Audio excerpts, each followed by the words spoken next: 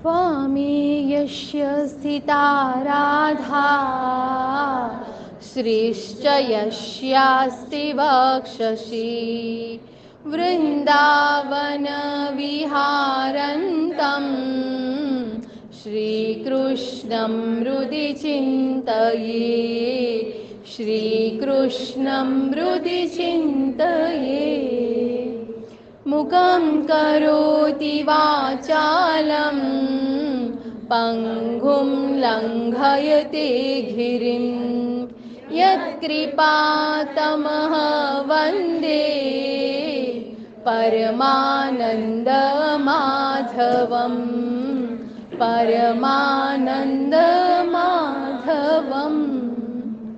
આપ સર્વના હૃદયમાં વિરાજમાન ભગવાન શ્રી હરિને વંદન કરી જય લક્ષ્મીનારાયણ, જય ઉમિયામાં, જય શ્રી રામ, જય શ્રી કૃષ્ણ, જય ભારત.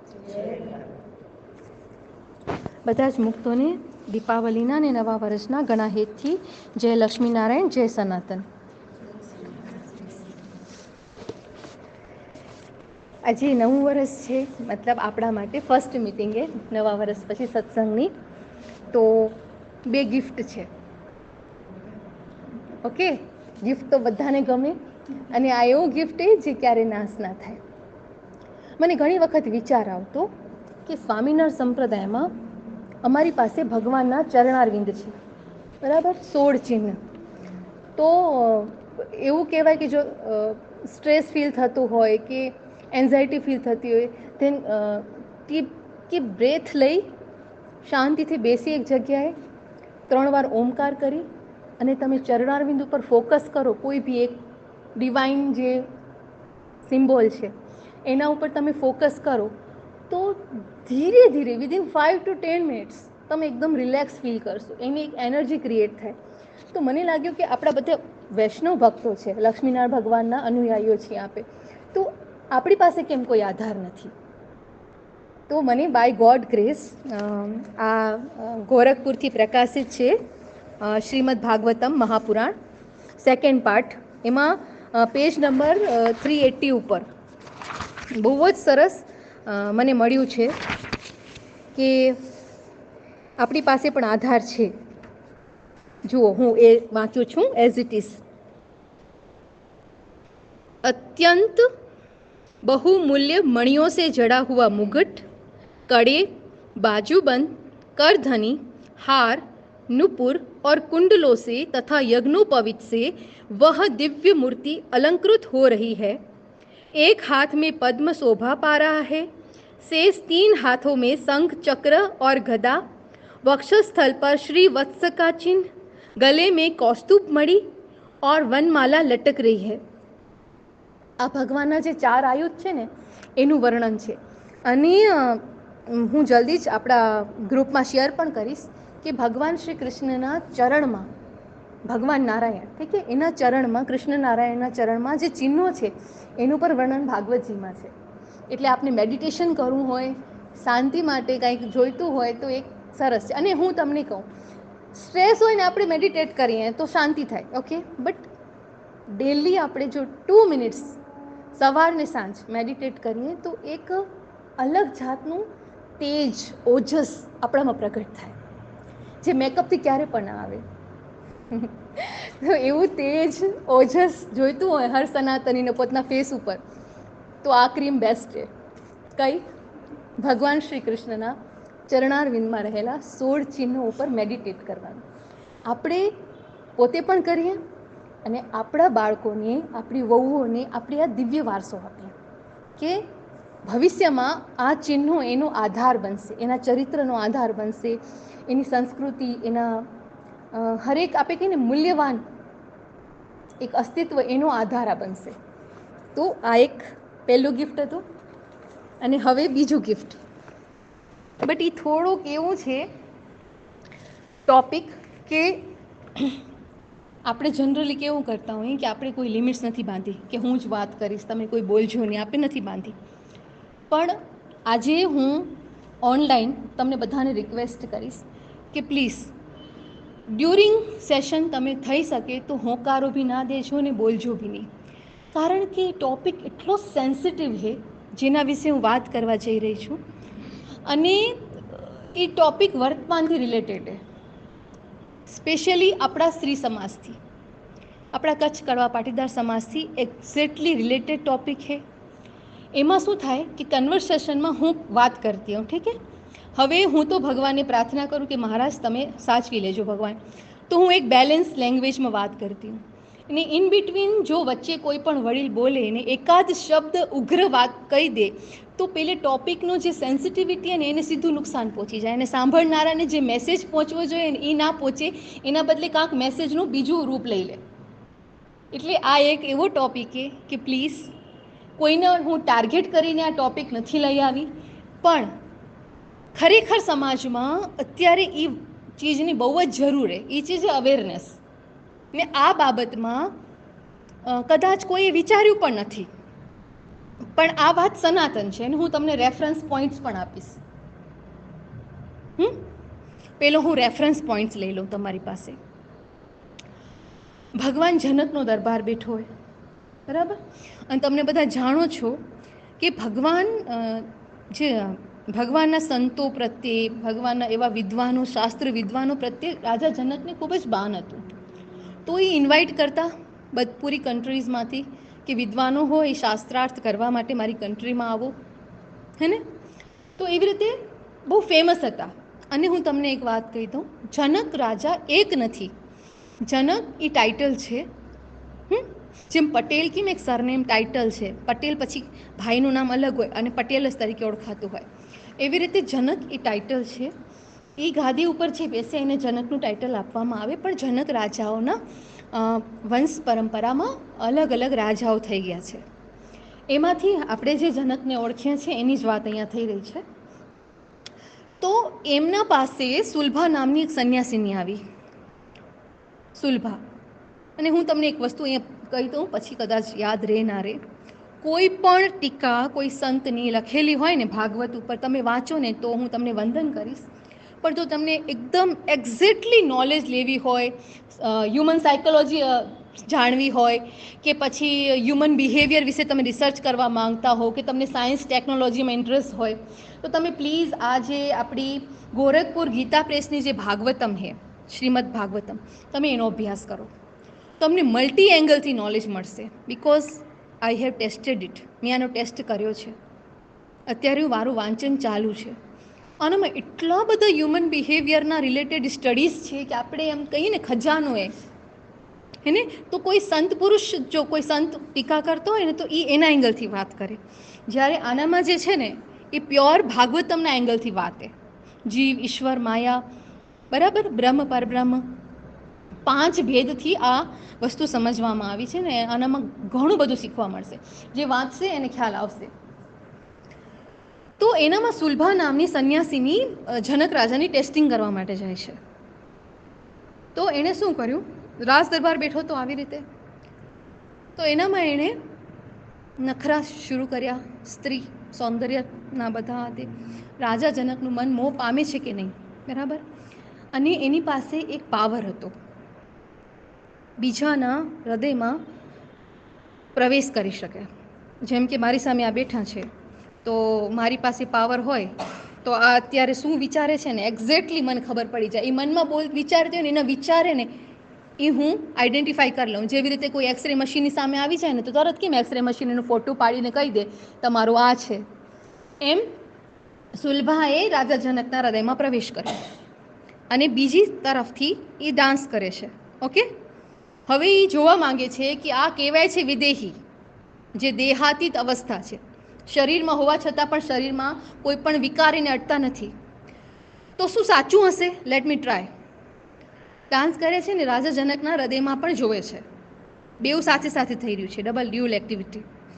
લાસ્ટ સુધી એને ખૂબ કોશિશ કરી, પણ રાજા જનકને પંચશીખ ઋષિ અષ્ટાવક્રજીની કૃપાથી એને સેજે કોઈ વિકાર નથી થતો, કોઈ એના મનમાં ગલત ભાવ આવતો જ નથી, પેદા જ નથી થતો.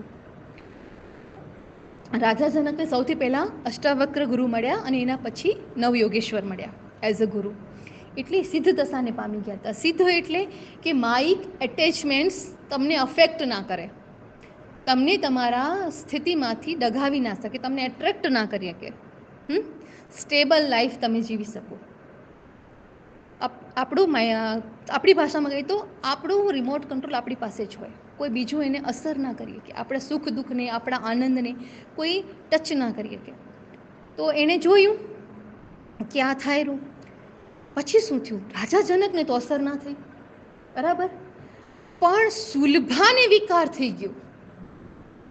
વિચાર કરો, જે બીજાના અંતરમાં પ્રવેશ કરી શકે એટલી ઊંચી સ્થિતિ હોય જેની, બરાબર, એટલી વિદ્વતા હોય, એને પછી આવા ધંધડા કરતા કરતા વનમાં જતે જતે વિકાર થયો. ઈ સુલભાને, રાજાને તો વિકાર ના કરી શકી. ત્યારે સંતોએ કહ્યું કે મનનો ક્યારે પણ ભરોસો કરવાનો નહીં. વિદ્વાન હોય, બધા શાસ્ત્રોનો અભ્યાસ હોય, બધું જ્ઞાન હોય, આ કરાય આ ના કરાય, કોઈ સિદ્ધ ગુરુ હોય એના, બધું સાચું, પણ જે આપણે કહીએ ને કે એટ્રેક્શન હોય મેલ ને ફિમેલમાં, એ તો જ્યારે બ્રહ્મા પ્રજાપતિએ સૃષ્ટિનું નિર્માણ કર્યું ને ત્યારથી જ એક જ બ્રહ્માજીમાંથી બે થયા છે. એટલે બ્રહ્માજીએ એનામાં એ એટ્રેક્શન મૂક્યું છે. એટલે આપણી ભાષામાં કહું ને તો ખોટી વાયડાઈ ના કરવાની કે મને કાંઈ અસર ના થાય, હું તો ગમે તે જગ્યાએ જાઉં તો હું તો નિર્લેપ રહી શકું. આવું કોઈ કરતું હોય તો સમજી લેવાનું આ ફાલતુ.com. અસલ માણસ કે અસલ સિદ્ધાંતવાદી સનાતની, એનું બિહેવિયર હંમેશા મર્યાદામાં રહીને જ હોય. મર્યાદા એક એવો સબ્જેક્ટ છે કે કોઈ વ્યક્તિ વિશેષ પ્રત્યે હું અત્યારે વાત જ નથી કરતી, તમે ઇન જનરલ મારી વાતને મોટા ફોકસમાં વિચારજો. એક બે વ્યક્તિને ટાર્ગેટ કરીને મારી વાત નથી થતી. તો સુલભાનું ચરિત્ર આપણે જોયું. ભૂતકાળમાં મેં તમને પહેલાં પણ એક વાત કીધી હતી. વ્યાસ ભગવાને જ્યારે એના શિષ્ય જૈમિન ઋષિને કહ્યું કે તમે શ્લોક લખો કે વિદ્વાન હોય ને છતાં પણ જો એકાંતમાં સ્ત્રીનો યોગ થાય તો એની વિદ્વતા ઊભી રહેતી નથી, એનું મન ચંચળ થઈ જાય ને વિષયમાં લોપાઈ જાય, ન કરવાનું કાર થઈ જાય.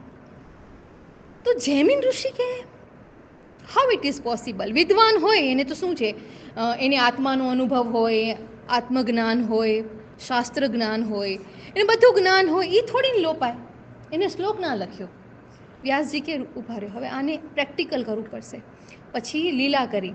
આપણે પહેલાં જોયું હતું એટલે હું શોર્ટમાં જ કહીશ. બહારગામ ગયા અને એની પાછળ એક સ્ત્રી આવી કુટિયામાં, એવું કહ્યું કે હવે હું નિસહાય છું, હું ક્યાં જઈશ રાતના, એક રાતમાંથી મને વાસો કરવા દો. અને જૈમિન ઋષિ બારે ગયા ને એ સ્ત્રી અંદર ગઈ.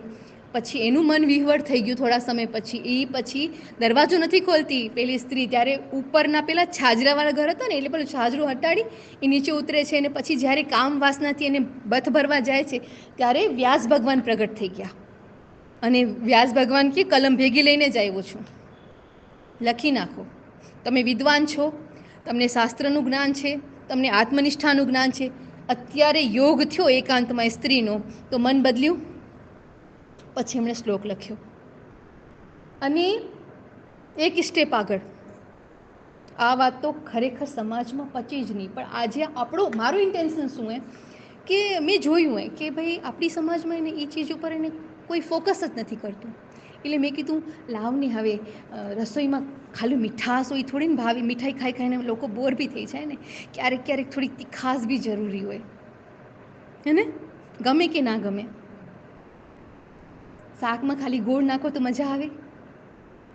મરચું બી નાખવું તો પડે ને, ગમે કે ના ગમે? ભગવાન શ્રી સ્વામિનારાયણે શિક્ષાપત્રીમાં એક શ્લોક લખ્યો છે, તમને હલબલાવી નાખે એવો શ્લોક છે.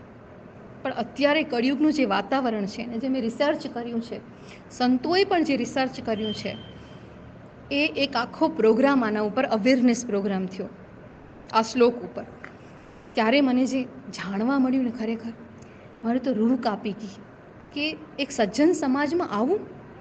ભગવાને એવું લખ્યું કે આપતકાળ સિવાય, મતલબ કે કોઈ એવી સિચ્યુએશન હોય, બાઢ હોય કે ભૂકંપ હોય કે એવી સિચ્યુએશન હોય ને જ્યારે કોઈ બીમાર હોય, એવી સિચ્યુએશન અગર હોય તો ઠીક છે.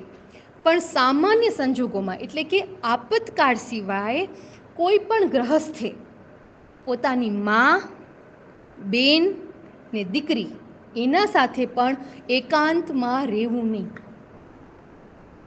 વિચાર કરો, આપણે એમ થાય ને એમાં શું, આપણે સામાન્ય બુદ્ધિવાળા લોકો શું વિચારે, હવે માં તો થોડીને વિકાર થાય, માને જોઈને તો બેનને જોઈને પણ વિકાર ના થાય ને, રાખડી બાંધે બેન છે એને થોડીને જોઈને વિકાર થાય.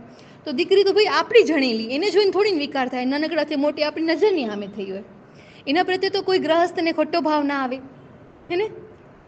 હું તમને એમ કહું, કોઈ પણ પ્રોડક્ટ વિશે તમને જાણવું હોય ને તો એના કન્ઝ્યુમરને કદાચ ઓછો વધુ ખ્યાલ હોય. આપણે જેમ કે કન્ઝ્યુમર હોય તો આપણને પ્રોડક્ટ વિશે વાપરીએ એટલી જ ખબર હોય ને કે આનો આ યુઝ થાય. પણ મેન્યુફેક્ચરિંગ કંપની હોય એને તો ખબર હોય ને કે આ પ્રોડક્ટમાં મેં શું શું નાખ્યું એને કેવી રીતે આને બનાવ્યું હોય. એવી રીતે ભગવાન ને ભગવાનના સંતો છે ને મેન્યુફેક્ચર પ્રોડક્ટ કરે છે. આપણે બધા પ્રોડક્ટ્સ છીએ, એ મેન્યુફેક્ચરર છે, એને ખબર છે મારી પ્રોડક્ટમાં શું ખામી અને શું લાભ, આના બેનિફિટ્સ બી ખબર છે અને માઇનસ પોઈન્ટ્સ બી ખબર છે. એટલે ખોટી વાયડાઈ ના કરવી. ભગવાનને સંતોની વાતો ઉપર જેટલા હાલશું ને એટલા સુખી થશું. હું આજ તમને લાઈવ ઉદાહરણ દઈશ, બધી વાતના લાઈવ, એટલે જ મેં બોલવાની ના પાડી હતી. સૌથી પહેલું ઉદાહરણ, આપણી જ એક સમાજ, નામ નહીં કહું ક્યાંની વાત એ, ત્યાં એક ઇજ્જતદાર માણસ, સમાજમાં કોઈ આગેવાન હશે કરતા હરતા ભાઈ, અને સમાજમાં જ એક વહુ હતી. તો એને પાસે આવીને ભાઈ, એ સમાજમાં આમ રેપ્યુટેડ, બધા એને સારા સમજે, આમ નહીં સજ્જન ઇન્સાન. એ બેનને જઈને કીધું કે કેમ તમને એને કાંઈક હશે પ્રોબ્લેમ્સ, ઇશ્યુઝ હશે, તો કે તમને આ પ્રોબ્લેમ્સ છે તો હું કાઉન્સેલિંગ કરી દઉં તમને, તમે આવો મળો મને એમ. મેં ઘણાનું સારું કર્યું અને સમાજમાં એની પ્રતિષ્ઠા સારી. પણ આ બેન જે હતા એ રામાયણના અભ્યાસી હતા, ભાગવતમના અભ્યાસી હતા. એટલે જો રામાયણ ને ભાગવત વાંચે ને, હું તમને 100% કહું કે રામાયણ ને ભાગવત એ લિવિંગ થિંગ્સ છે, એ જસ્ટ બુક્સ નથી. એના સિદ્ધાંતો તમને યાદ રહે કે ના રહે, પણ આપતકાળમાં રક્ષા કરે જ છે. તો એ બેનને ખ્યાલ આવી ગયો, વાંચ્યું હશે ને કોઈ સંજોગને આવતે, તો ખબર નહીં ભગવાન એને પ્રેરણા કરી. તો એને પેલા ભાઈને કહ્યું કે કાઉન્સેલિંગ કરશો તો સારી વાત, I am okay, I am ready with that. એક કામ કરીએ, કાઉન્સેલિંગ કરવા સમયે ચાહે તમે ગાડીમાં લઈ જવાની, ગાડીમાં હાલો મારી સાથે લોંગ ડ્રાઈવમાં, યા પછી બગીચામાં, ઠીક હે. તો એ કે કાંઈ વાંધો નહીં, કાં તમે તમારી વાઈફને લઈ આવો, કાં હું મારા ઘરવાળાને લઈ આવું, પછી તમે કાઉન્સેલિંગ કરજો. ખ્યાલ આવ્યો? કાં તમે તમારી ઘરવાળીને લઈ આવો ને કાં હું મારા ઘરવાળાને લઈ આવું, આપે બે એકલા તો નહીં જ. એ કે એના પછી એનો ફોન નથી આવ્યો ને હામે નથી આવ્યા. કાઉન્સેલિંગ કેવી કરવી હતી આપને ખબર છે, રેપ્યુટેડ, હા, સમાજમાં એની ઉજ્જત એક નંબર. પણ આવો એનો અનુભવ એને મને કીધો કે ભાવના મને આવો અનુભવ થયો, બોલ આ રામાયણ ને ભાગવત ના વાંચી હોત તો હું રખડી પડી હોત ને આજે. એ ઇન્સાનને બધા હખર નજરથી સમાજમાં જોવેરા. આ રિયલ અનુભવ, આમાં કોઈ ગપગોળા નથી. પણ નામ ના દેવાય સમાજના હિસાબે, કઈ સમાજનો હોય કે કોણ ઇન્વોલ્વ છે. બીજો પ્રસંગ, ઘણી વખત એવો પ્રશ્ન થાય કે ભાઈ હવે આ એકાંતમાં તો ક્યાં રહી રહ્યા આપણે, એકાંતમાં તો નથી રહેતા ને, તો એકાંત કેને કેવું એ બી એક પ્રશ્ન હે ને. તો એમણે રિસર્ચમાં વર્કમાં સામે લીધું, એકાંત જસ્ટ ઘરમાં જ એકાંત તો એવું નક્કી નથી. એકાંત એટલે એનો વિશિષ્ટ યોગ થાય એ સિચ્યુએશનમાં, સ્ત્રી પુરુષને આપસમાં. જો આ રિલેશનમાં હસબેન્ડ વાઈફમાં કોઈ ખોટો ભાવના કલ્પના નથી કરી, એ ચાલે. પર પુરુષ એટલે કે પોતાના પેણેલા ઘરવાળા સિવાય બાકી બધાથી અવોઇડ કરવાની વાત એ સમજાયું ને. ઘરવાળા સિવાય બાકી બધા આ લિસ્ટમાં આવી જશે. લિફ્ટમાં તમે એકલા હો ને સામે એક પુરુષ હોય કે બે પુરુષ હોય ત્યારે લિફ્ટમાં બી નહીં જવાનું. નાની નાની વાત હોય. પછી શું થાય કે એક જગ્યાએથી બીજી જગ્યાએ જવું હોય તો કોઈની પાછળ બી બેસી જાય ગાડીમાં. હવે એની નિયત સાફ ન હોય, કારણ વગર બ્રેક મારે. સમજાય છે ને? આને એકાંત કહેવાય. જરૂરી નથી એકાંત માટે ચાર દિવાલની અંદરની જ વાત થતી હોય. સ્કૂટર ઉપર કે મોટર બાઇક ઉપર બી એકાંત હોય, ફોર વ્હીલમાં તો હોય જ. આજની કથા આપણા ચરિત્રને ટકાવવાની કથા ને આજની કથા હું તમને બધાને રિક્વેસ્ટ કરું, તમે જ્યારે આ વાત તમે કોઈને કહો ને તો હમણાં ભૂલ શું થાય ખબર છે કે આપણો મેસેજ તો સારો હોય પણ આપણી લેંગ્વેજ છે ને, મને માફ કરજો, 50થી ઉપરની જે જનરેશન એને એની લેંગ્વેજ એને બહુ જ બિટર હોય. ઘણી વખત બિટર મતલબ કડવી. વાત સરસ કરતા હોય, કામની જ કરતા હોય, પણ એ જમાનામાં એટલું પર્સનાલિટી ડેવલપમેન્ટનું કામ નથી થયું કે પછી લેંગ્વેજ ડેવલપમેન્ટનું એટલું બધું કામ નથી થયું. તો કહેવાનો મતલબ કે વાણી વિવેક રાખવાનો. તમારો મેસેજ જ્યારે તમે કોઈની ભલાઈ માટે કહો ને, વહુઓને કે દીકરીઓને, ત્યારે ભાષા સોફ્ટ રાખવાની. આપણે એનો વિરોધ નથી કરવો, આપણે એને બચાવવી છે. અગર આજનું જનરેશન કેવી, હું તમને અમારી જનરેશનની વાત કહું, મારી અને મારાથી નીચેની જનરેશન, તમે ભલાઈની વાત બી જો તમે હાર્ડ લેંગ્વેજમાં કહેશો ને, એ લોકો નહીં સાંભળે. ડિલીટ. તમે તમારી સામે જ બેઠા હશે, સાંભળશે જ નહીં. એપ્લાયની વાત તો જવા દો. હું સાયકોલોજીમાં ઇન્ટરેસ્ટેડ છું ને, એટલે મને એ વાળી વાત ખબર છે. અમે લોકો એવા પ્રયોગ બી કરીને એવી રીતે લાઈવ અમારા બધા એક્સપેરિમેન્ટ બી ચાલુ હોય. તો ન્યૂ જનરેશન સાથે બી કનેક્ટેડ છીએ. એના મમ્મીની વાત એકદમ એના ભલાઈ માટે જ હોય, એના સાસુ એનું દિલથી સારું ચાહતા હોય, પણ એ નહીં સાંભળે. શું કામ? તમારી ભાષા થોડીક બી હાર્ડ થઈ ગઈ ને, બસ આ છોકરા છોકરીઓને એવું ગમતું જ નથી. ઇવન ભલે ને પછી 30 વર્ષની દીકરી હોય, ન્યૂ જનરેશન એવી જ છે. તો તમે જ્યારે વાત કરો, આ મેસેજ એમને આપો, ત્યારે તમારી લેંગ્વેજ સોફ્ટ રાખવાની. બીજું, હવેની વાત તો બહુ જ સેન્સિટિવ છે, બહુ જ. પ્લીઝ, મારો ઈરાદો કોઈ એક કે બે વ્યક્તિને ટાર્ગેટ કરવાનો નથી. હું ત્રીજી વાર કહું છું, કારણ કે મારી વાત સાંભળીને અમુક લોકોને એમ થશે, સાંભળવાવાળાને પણ એમ થઈ શકે કે અમને ટાર્ગેટ કરી હોય. પણ મારી વાત ફક્ત ને ફક્ત જનકલ્યાણમાં અવેરનેસની છે કે બધાનું સારું થાય. હવે આપણે ત્યાં એક ટ્રેન્ડ છે,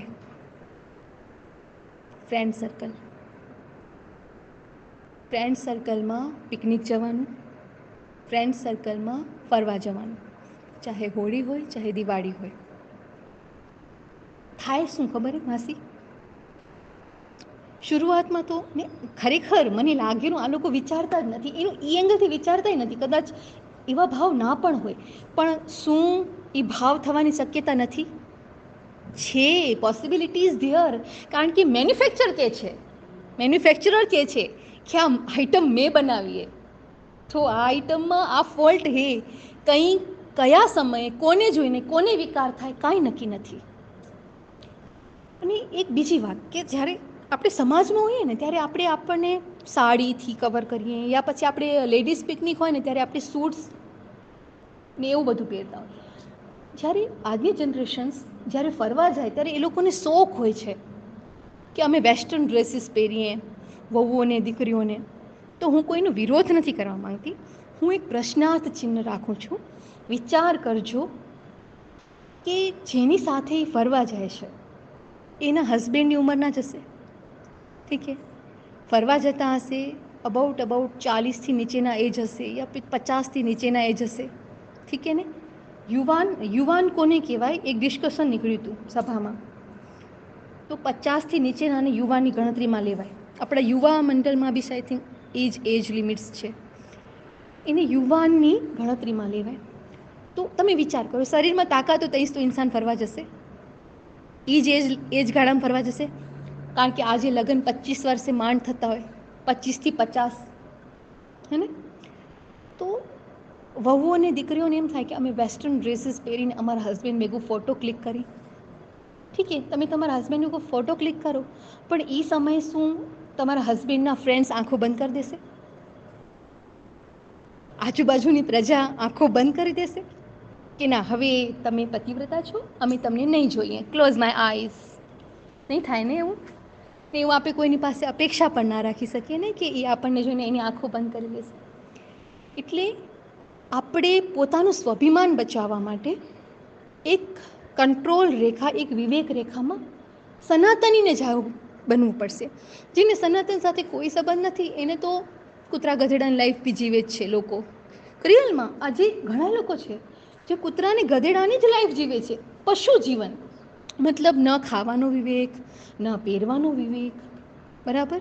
એને તો કોઈ આપણે વાત જ નથી કરતા. એ લોકોને ઉદ્દેશીને તો કોઈ ચીજ નથી. આપણે તો માણસ માટે વાત કરીએ છીએ, જે ઇન્સાન છે. તો એક આ ચીજે ને ખરેખર મને નથી લાગતું કે આજની યુથમાં એટલી બધી સ્પિરિચ્યુઆલિટી હોય કે એની નજર એટલી બધી પવિત્ર હોય કે એને કોઈ વિકાર જ ના થાય ફ્રેન્ડની વાઈફ પ્રત્યે. એવું નથી લાગતું મને. ખબર નહીં હવે શું હશે શું નહીં હોય.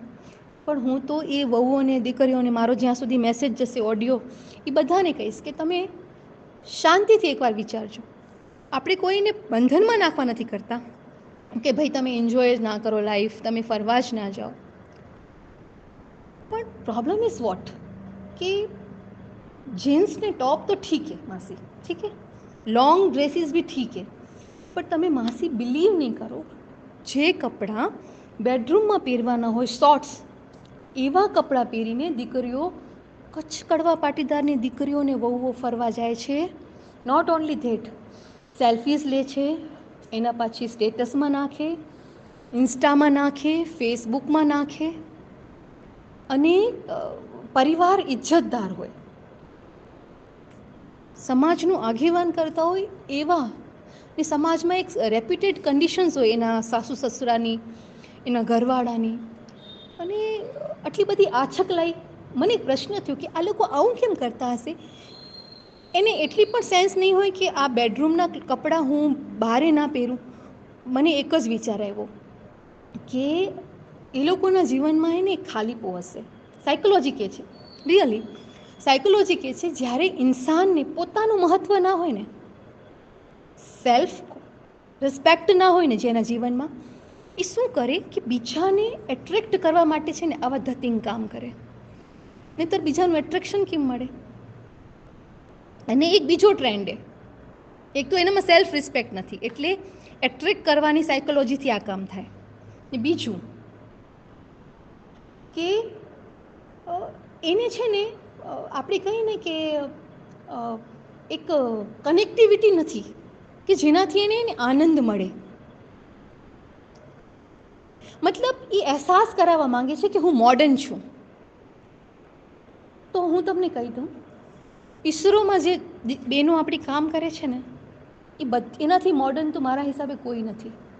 ઈસરો સાયન્સ ને એ સંસ્થા છે, ત્યાં બહેનો કામ કરે છે, બરાબર. સ્પેસમાં બધા સાડી પહેરે છે. તમે મોડર્ન થવાના નામે જો આવું કરતા હો, તમે એનાથી વધારે મોડર્ન નથી. તમારું નોલેજ મોડર્ન એ ગાર્મેન્ટ્સથી કે એક કપડાં ઓછા પહેરવાથી આપણે મોડર્ન ના થઈ જાય. કપડાને ને મોડર્ન થિંકિંગને કોઈ મેચ નથી. મોડર્ન થશો તમે તમારા વિચારોથી, તમે તમારા અભ્યાસથી, તમે તમારા જ્ઞાનથી, તમારા ઓજસથી, તમારા બળથી, કળાથી, હે ને, ઓવરઓલ તમારી પર્સનાલિટી ડેવલપમેન્ટથી, તમારા સેલ્ફ રિસ્પેક્ટથી તમે મોડર્ન થશો. ટેકનોલોજીની યુસીસ કરીને, સારો યુસીસ કરીને તમે મોડર્ન થશો. પણ બેડરૂમના કપડાં પહેરીને તમે ભાઈ બહારે રીલ્સ બનાવીને પછી એને ફોરવર્ડ કરવાથી તમે મોડર્ન નહીં થાઓ. એક ગલત સોચી આ ચીજ એને ગલત થાય. એ લોકોને ને બાય ગોડ ગ્રેસ કે મને આ સૂઝ્યું કે મને લાગ્યું એ લોકોને આ બી નહીં ખબર હોય કે એકચ્યુઅલમાં અમારો પ્રોબ્લેમ શું હોય. સાયકોલોજી ખરેખર બધાએ, હું તો એમ કહું, હ્યુમન બિહેવિયર ઉપર થોડું ઘણું એને રિસર્ચ બધાએ કરવું જ જોઈએ, તો આપણે સમજી શકીએ. ઘણી વખત શું થાય કે આપણે અગર આવી દીકરીઓને સમજી ના શકીએ ને તો આપણે એને વખોડીએ કે એનામાં બુદ્ધિ નથી, અથવા તો એને સંસ્કારનું ઉપર પાણી ભેરી દીધું છે. આ લોકો ઉપર દ્વેષ કરવાની ચીજ નથી, મતલબ એને એનું ઇન્સલ્ટ કરવાની જરૂર નથી. તમે સમજો એ દયાને પાત્ર છે. જેમ કોઈને સાથે કંઈક એક્સિડન્ટ થયું હોય ને, એ કોઈનો હાથ પગ કામ ના કરતું હોય તો આપણે કેમ એને એકદમ હેલ્પફુલ ટ્રીટ કરી, એનો હાથ પકડીને આપણે રોડ ક્રોસ કરાવીએ, અથવા તો આપણાથી જે થઈ શકે આપણે એને હેલ્પ કરીએ ને. આવી દીકરીઓ છે ને એ કરુણાને લાયકે. આપણે એની મદદ કરીને એ ઇન્ટેન્શનથી, તમે જ્યારે વાત કરો ને ત્યારે આ ઇન્ટેન્શનથી તમે વાત કરજો કે એ બિચારી, એને પ્રોબ્લેમ છે, એને સેલ્ફ રિસ્પેક્ટ નથી, એને મોડર્ન થવું એ પણ એની પાસે મોડર્ન કેમ થવાય એ નોલેજ જ નથી, અથવા તો મોડર્ન શું કહેવાય એને રિયલ નોલેજ નથી. એટલે એ ક્લિપ્સથી ને કોઈ પણ રીતે એને મોડર્ન થવું ને એના ચક્કરમાં એ પોતાનું ગૌરવ ગુમાવી દે. તમને શું લાગે, પુરુષોની નજરમાં ગૌરવ કોનું હોય? ટૂંકા કપડાં પહેરે એનું, કે જે સેલ્ફ રિસ્પેક્ટથી જીવતી હોય, જેનામાં ઓજસ હોય, જેનામાં ચારિત્ર હોય, એ સ્ત્રી ચાહે એ સાડીમાં બી હશે ને, સાડીમાં બી હશે તો એક પુરુષ એને રિસ્પેક્ટ કરશે. પણ એના ભેગી વાયડાઈ કરતી હશે ટૂંકા કપડાં પહેરીને, એને કોઈ પસંદ નહીં કરે. 4 દિવસ હાહા હુહી કરશે, પણ પછી એ સમજી રાખશે કે આ માલ કેવો હોય. એ લોકોની લેંગ્વેજમાં માલ, હું કોઈથી કોઈને માલ નથી કહેતી, એ ભાઈઓના લેંગ્વેજમાં આવું એ લોકો સર્ટિફિકેટ દે, આવું અજીબો ગરીબ શબ્દોનું. તો કમસે કમ હું દીકરીઓને બહેનોને એમ કહું કે આપણે પોતને માલ નથી બનાવવું, આપણે પોતને એક ઇન્સાન બનાવવું હોય જે સનાતની. અને સનાતનનો મતલબ કે આપણું ગૌરવ કોઈ પ્રોડક્ટ્સ ઉપર ડિપેન્ડન્ટ નથી ભાઈ, આપણું ગૌરવ કોસ્ચ્યુમ્સ ઉપર ડિપેન્ડન્ટ નથી, આપણું ગૌરવ આપણા લીધે છે. આપણે છીએ ને ભગવાનનું સત્ય સનાતન નોલેજ છે, આત્મા પરમાત્માનું નોલેજ છે. તો તમે વિચારો, ભગવાન રામની પ્રતિષ્ઠા થઈ તો બધા સેલિબ્રિટીઝ આવી ગયા હતા ને. વિચારો, આપે એના સંતાન હે.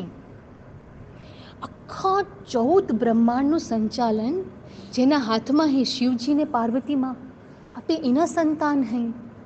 કેટલા પાવરફુલ હે સોચો. આખા બ્રહ્માંડમાં કાંઈ બી થાય, કાંઈ બી શિવજીને ખબર હોય, મા ઉમાને ખબર હોય, આપે એના પાવરફુલ સંતાન હે. આપણું ગૌરવ એના લીધે હે, આપણા વારસાના લીધે હે. તો આપણા ગૌરવને આપે નીચું ના બનાવી, મોડર્ન થઈ, ખૂબ મોડર્ન થાવ, ખૂબ નોલેજથી, વિઝડમથી, કળાઓથી.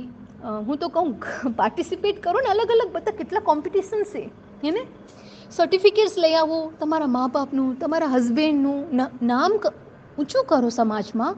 લોકો તમને એકદમ સહી દ્રષ્ટિથી જુએ એવા થાવ. એ થવાની જરૂર છે. મોડર્ન ત્યાં થવાની જરૂર છે. આવી રીતે કપડાં ટૂંકા પહેરીને મોડર્ન થવાની જરૂર નથી, હે ને. બસ આ જ દિવ્ય સંદેશ સાથે બધાને હેતથી ભાવથી જય લક્ષ્મી નારાયણ, જય ઉમિયામાં, જય સનાતન.